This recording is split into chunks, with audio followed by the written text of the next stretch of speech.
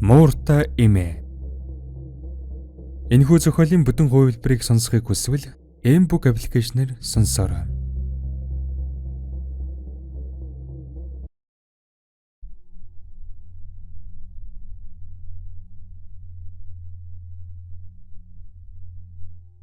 Зохиолыг бичсэн Хайтан.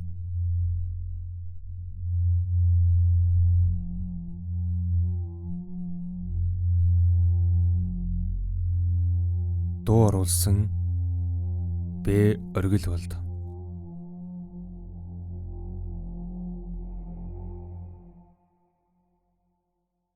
Долоо дугаар хэсэг.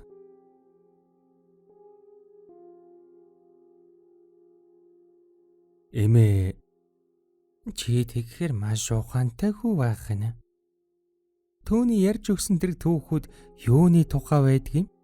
Бүгд ижилхэн байдаг уу? Эсвэл бүгд өөр байдаг уу? Бүгд өөр байдаг. Дандаа ид шидийн тухай түүхүүд байдаг. Ядарсан, зовлон учирсан хүмүүст мэрэг төлгийн тусламжтай тусалж байгаа тухай ярьж өгдөг. Зөвхөн мэрэг төлөг гэж үү? Чи надад нэг л худлаа яриад байх шиг мэдрэмж төрж байна. Би цаавал үнэн эсвэл худлаа хэлж байгаагаа тайлбарлаж хэлэх ёстой юу? Үгүй л дээ. Гэхдээ би чамайг үннийг хэлээсэй гэж хүсэж байна. Яагаад? Сонсдоо. Би яг чам шиг бүхнийг харж чаддаг. Бас сонсдог. Зөв бүрээс ирсэн тэдгэр зүйлс надад сонин хачин, бүр чихдэлдимээр сонин дүүхүүдийг багад минь ярьж өгдөг байсан. Гэхдээ тэр үед би бүгдээрээ л над шиг хардаг байх гэж бодож байсан. Би ч гэсэн тэгж боддог байсан. Гэхдээ манай ангийн хүүхдүүд намайг гажиг гэдэг. Тэдэнд тийм чамин бэлэг байхгүй шүү дээ. Тэд зүгээр л чамд атаархаж байгаа юм. Хөвгөлдийн киноноос өөр үзэх, сонсох сонирхолтой зүйл тэдэнд байхгүй болохоор шүү дээ. Хөвгөлдийн кино гэж юу юм? Чамд дараа ээж чинь тайлбарлаж өгөх байх. Харин би чамайг гажиг гэж огт бодохгүй байгаагаа хэлмээр байна. Бас би чиний хардаг бүхнийг харж үзмээр байна. Эмээ уурлах бах та гэж хэлэх хүүгийн хоолой айдастай сонсогдно. Тэр мэдэхгүй байхаа. Би чамайг огт өвдгөхгүй. Зүгээр л чамайг жаахан унтах хооронд зүүдэнд чинь би зожилно гэсэн үг. Тэгэхээр айх зүйл огт байхгүй байгаа биз? Би танаас айгаагүй. Би цагаан үстэй эмээгээс айж байна. Тэнд зөвхөн бид хоёрын нууцуд байгаа. Бид хоёроос өөр хин чарж болохгүй нууцуд гэж хэлэх нь бөөрөл их айдастай бөгөөд ойлгнэж буй болтоо сонсогдно. Тэгвэл эмээ гараас чинь барьж бай. Чамайг айлгахыг би түнд зөвшөөрөхгүй. Та амлаж гин үү? Тийм ээ. Яриа ийхүү төр завсралхад эмээ намайг дуудав. Би дэрэгдэн очиход гудас дэвсгийг даалгалаа. Би ч гудсан дэвсэж хүүг хэвтүүлээд эмээг тэрэгэнцэр дээрээс нь өргөж гудсан дээр хүүгийн хажууд зэрэгцүүлэн хэвтүүллээ. Эмээг хэвтгэхэд хүү өөрөнд төрүүлж гараас надгав. Тэр маш их айж шуган илт. Эмээ хүүгийн гарыг адгсан чихтэн омголдож гадсан уруулаараа үнсээд "Мэний бат мяхам" гэж шивнээд хойш хэвтэв. Төдөдөлгүй хүүгийн нүд анилцсаар нэг л мэдхэд гүн нойронд умбжээ. Харин эмээ над руу харан "Хэрв би хашгираад хөл гарын шүрмэс татаад ирвэл бид хоёрын хөтлөөтэй гарыг тавь байлаарай" хэмээн захилаа. Энэ бол түүний амнаас сонссон анхны хүнд даалгавар нь байв. Тэр урд нь иймэрхүү зүйл хийхдээ хизээч өөрийг нь сэрээ эсвэл өөр илүү дутуу үйлдэл хийгэж захиж байсангүй. Зөвхөн битгий надад хүрээрээ гэдэг байсан билээ. Эмээ нүдэн анин хэвтгэхэд хар бараа муур өрөөнөөс гарч ирээд цонхны тавцан дээр цомц сонсовж эмээ рүү нүдийч завчихгүй ширтэн сууна.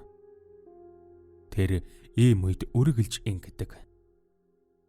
Би ч нэг их тооссонгүй.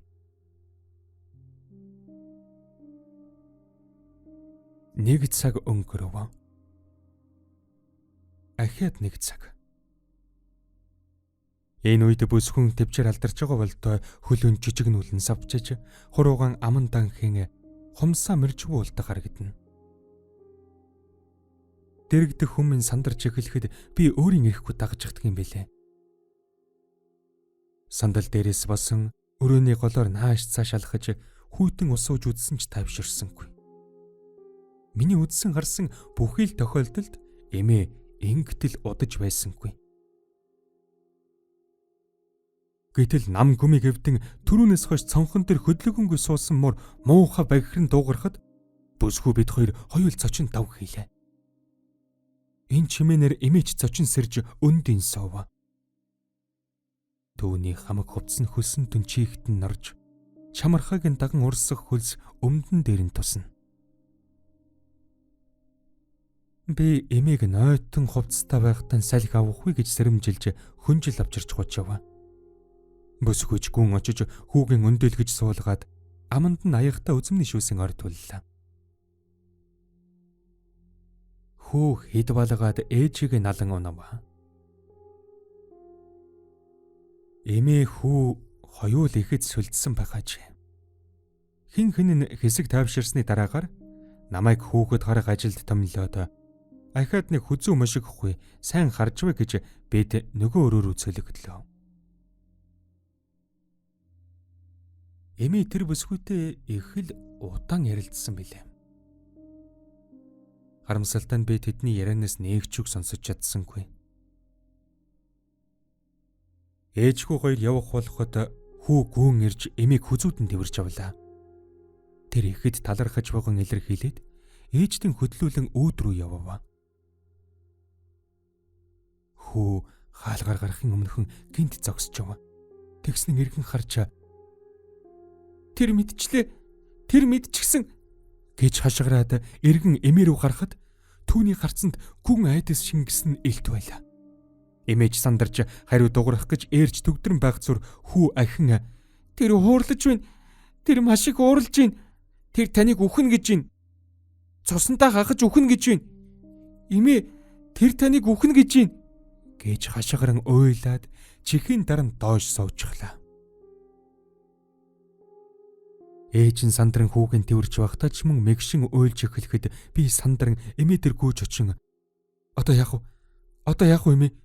Гэхэд эмээ хэдийн ойлгоцоход хизээнээс илүү тайвнаараа яах юу байх вүлээ? Тэдний гар гажиг гэсэн юм.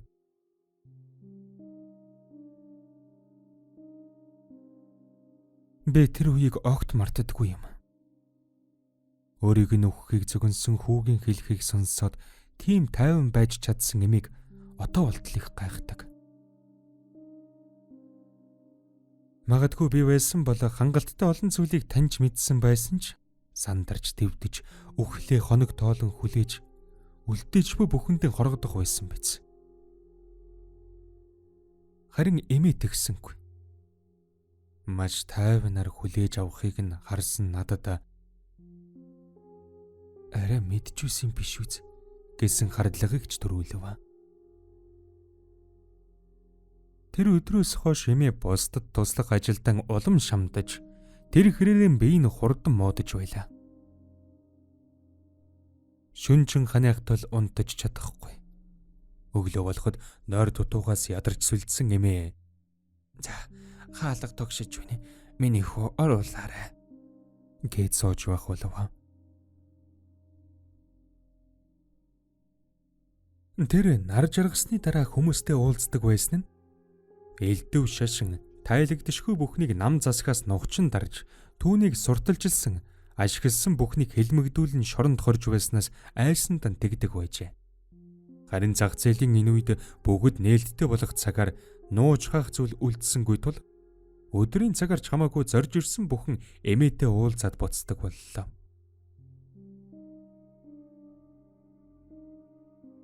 Эмээг Нэгч болов хоног илүү наслуулахын тулд би илүү хичээх хэрэгтэй гэхэд ойлгосон юм.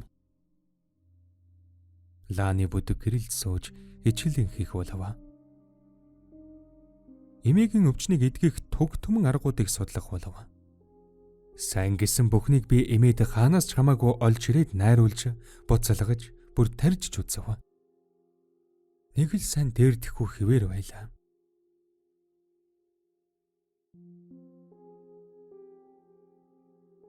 Нэг орой эмээгийн урд буурал усыг самнаж байхдаа би түүнээс сонирхон асуув.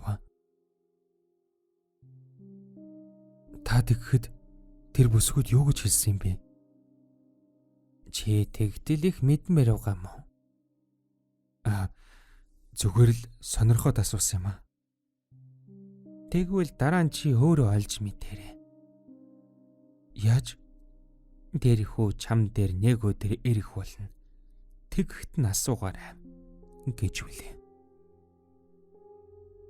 Үнэхээр тэрхүү надтай дараа нь таарсан юм. Гэхдээ түүний үс, нүдний өнгө аль нь ч өөрчлөгдөөгүй. Цайвар саарл хэвээр байсан. Тэгэхэд би нэгдсэн эмнэлгийн эмчилгээ эрхэлсэн захирал болоод 3 дахь жилтэйг нь золгож байлаа. Шин салбар эмнэлгийнхэнтэйгэн уулзчихад гарч явахдаа дарилцсан юм. Би хармагцаал таньсан. Харин тэр нэлээд бодсны эцэс таньсан боловч хамгийн ихэнд асуусан асуулт нь эмээ яасан гэж асууж байлаа. Харин би чиний зүв байсан гэхээс өөр юу ч хэлээгүй. Би түүнээс эмээгээс асуусан тэр асуултан асуугаагүй юм. Учир нь түүний асуусан асуулт бол намайг бодол болгож орхисон учраас би тэр өдрөөс хойш эмээгийн талаар санаж буй бүхнээ бичиж тэмдэглэл хөтлөх болсон билээ. Заавал тэр хүүтэй таарсан нь одоогоос даруй 10 жилийн өмнө гэж санаж байна. Тэр чадвартай хэвээр байсан учраас миний олон жил сэтгэлдээ тээж ирсэн тэр бодлыг төдөлгүй тааж хаад. Ойрхон нэг газар суух уу? Таныг би кофегоор дайлъя гэж бодсоор явсан юм. Ашгүй ингэж таарлаа гэж хэлээ. Мууртай эмээ. Энэхүү зохиолын бүтэн хувилбарыг сонсохыг хүсвэл M-Book аппликейшн